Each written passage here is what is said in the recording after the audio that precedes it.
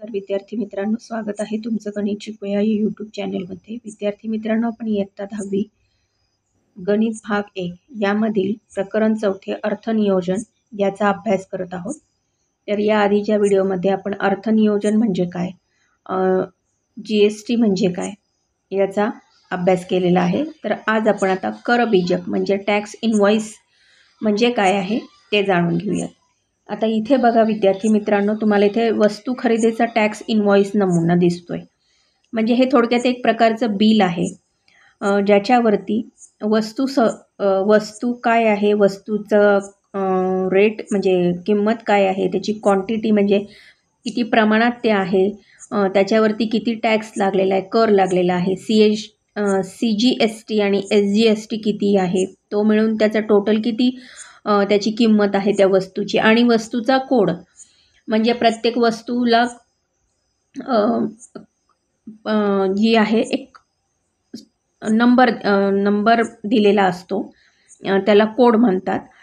तो कोड प्रत्येक वस्तूचा वेगवेगळा असतो. त्या कोडवरून समजते की ती वस्तू काय आहे ते.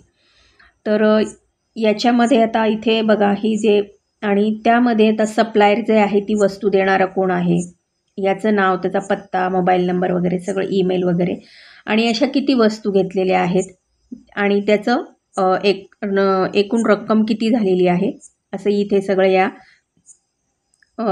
इनव्हॉइसमध्ये म्हणजे ह्या बिलामध्ये इथे आपल्याला दिलेलं आहे. तर आता वस्तू खरेदीचा टॅक्स इनव्हॉइस नमुना, हे नमुन्या दाखल आपल्याला दिलेलं आहे. तर आता त्याचे सप्लायर कोण आहे, तर त्या दुकानाचं नाव A to Z sweet mart. त्या दुकानाचा आपण GSTIN जो नंबर आहे, दुकानाचा सुद्धा एक नंबर असतो, त्याचं जे शॉप ॲक्ट लायसन असतं त्याच्यावरती त्याची ही सगळी माहिती आहे. मग ते दुकान कुठे आहे त्याचा हा सगळा पत्ता इथे लिहिलेला आहे. इनव्हॉइस नंबर किती आहे, GST/110, इनव्हॉइसचा डेट म्हणजे कोणत्या तारखेला हे बिल तयार झालेलं आहे. आता सिरियल नंबर दिलेला आहे म्हणजे किती वस्तू घेतलेल्या आहेत. त्या वस्तूचा कोड HSN कोड म्हणजेच काय असतो, हार्मोनाइज सिस्टीम ऑफ नॉमेनक्लेचर, म्हणजे म्हणजे त्या वस्तूचं जे वर्गीकरण केलेलं असतं त्याचा विशिष्ट क्रमांक तो इथे नमूद करणं गरजेचं असतं. म्हणजे त्या जसं मी आत्ताच सांगितलं की त्या क्रमांकावरनं आपल्याला कळतं की ती वस्तू काय आहे ती. त्यानंतर नेम ऑफ द प्रॉडक्ट म्हणजे कुठल्या कुठल्या वस्तू घेतल्या, जसं पेढे, चॉकलेट, आईस्क्रीम, ब्रेड, लोणी वगैरे.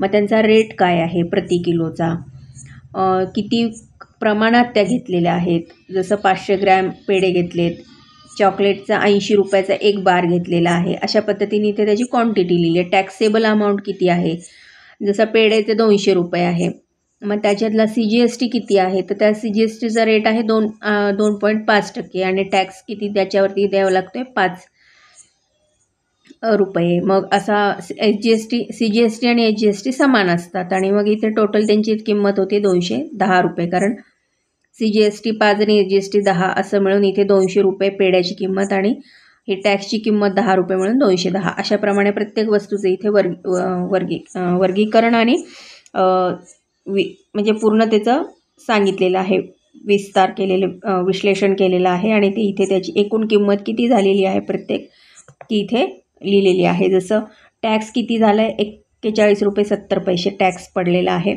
आणि त्या वस्तूंची सगळी मिळून जे टॅक्ससहित किंमत आहे ती 723 रुपये 40 पैसे. आता याच्यावरनं शिक्षक आणि विद्यार्थ्यांमध्ये काही चर्चा झालेली आहे, तर ती आता इथे आपण खाली समजून घेऊयात. तर आता विद्यार्थी आहे वेद, त्याचं नाव आहे वेद. तो विचारतो, आम्हाला या बिलात काही नवे शब्द दिसतात, त्याचे अर्थ सांगा. बरोबरच आहे. आता आपणही बघितले HSN, CGST, SGST हे शब्द जे आहेत ते नवीन शब्द आहेत. मग त्या शब्दांचे अर्थ ते विद्यार्थी किंवा GSITN म्हणून असा जो शब्द आहे तर याचे अर्थ ते विद्यार्थी विचारतात. तर CGST आणि SGSTचा अर्थ, GSTचे 2 भाग आहेत.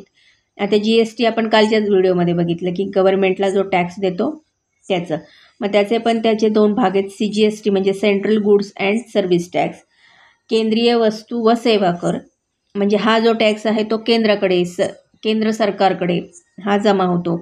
आणि SGST म्हणजे state goods and service tax, म्हणजे हा राज्य सरकारकडे हा कर जो आहे तो जमा होतो, त्याचं नाव राज्य वस्तू व सेवा कर. त्यानंतर रिया नावाची जी विद्यार्थिनी ती विचारते, वरच्या उजव्या कोपऱ्यात अंक व अक्षरांची खूप मोठी रांग दिसते, ते काय आहे?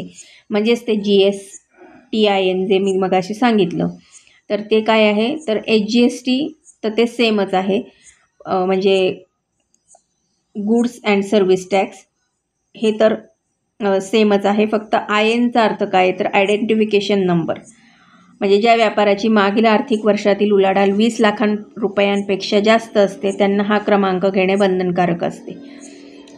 जसं मी तुम्हाला सांगितलं की जसं शॉप ॲक्ट लायसन्स असतं त्याच्यावरती हे सगळं नमूद केलेलं असतं. तर पॅनमध्ये जशी 10 अंकाक्षरे असतात तशी प्रत्येक व्यापाराला GSTIN मध्ये 15 अंकाक्षरे असतात. या 15 अंकामध्ये त्या व्यापाराचा 10 अंकाक्षराचा पॅन समाविष्ट असतो. आणि उदाहरणार्थ आता इथे जो वरती तो नंबर दिलेला आहे त्याचंच इथे विश्लेषण दिले बघा. तर 27 ABCDE 1 2 3 4 HIZ आणि 5. तर शेवटी अंक किंवा अक्षर यापैकी एक असते. तर इथे 10 अंकाक्षरी पॅन आहे आता हा. त्यानंतर एक जो आहे तो नोंदणीसाठी, म्हणजे हा 27 काय आहे? राज्याचा 2 अंकी संकेतांक, म्हणजे हे महाराष्ट्र राज्याचा संकेत अंक आहे. म्हणजे या संकेतावरून असं समजतं की हा व्यापारी जो आहे तो महाराष्ट्र राज्यातला आहे, म्हणजे त्याची नोंद ही महाराष्ट्र राज्यात झालेली आहे.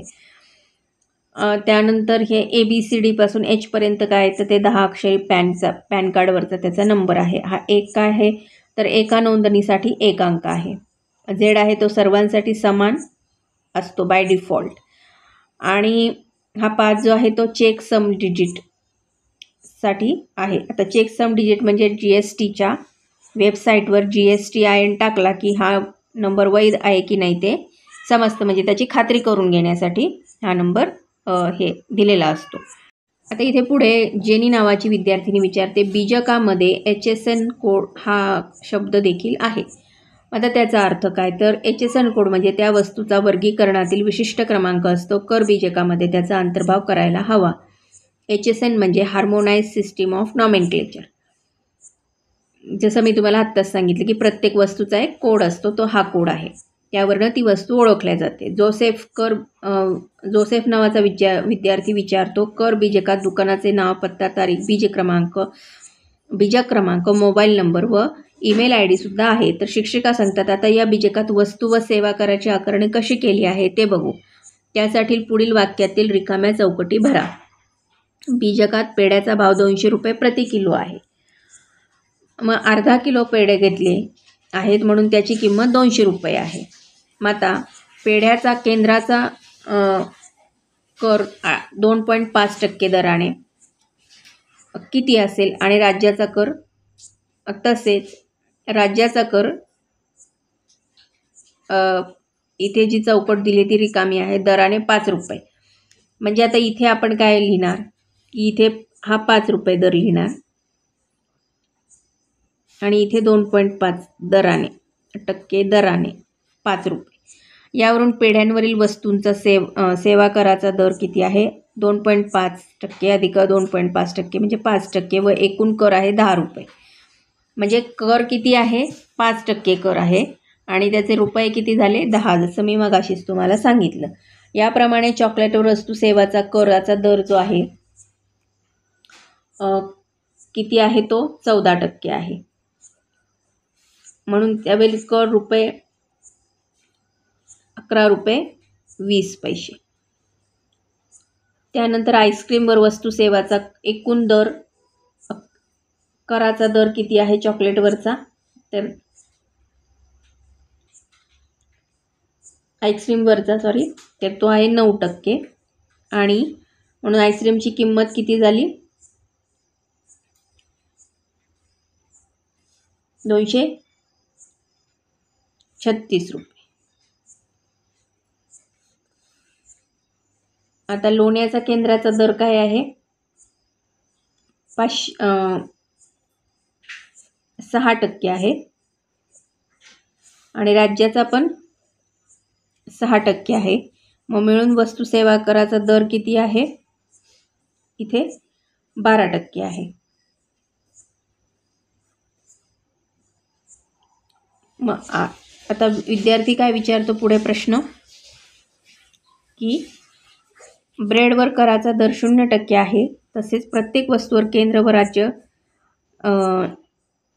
राज्याचा कर दर समान आहे. निनाद काय सांगतो की वस्तूप्रमाणे कराचे दर वेगवेगळे आहेत, जसे 0%, 5%, 12%, 18% आणि 28%. तर शिक्षिका काय विचारतात, प्रत्येक वस्तूवरील कराचा दर शासन निश्चित करते.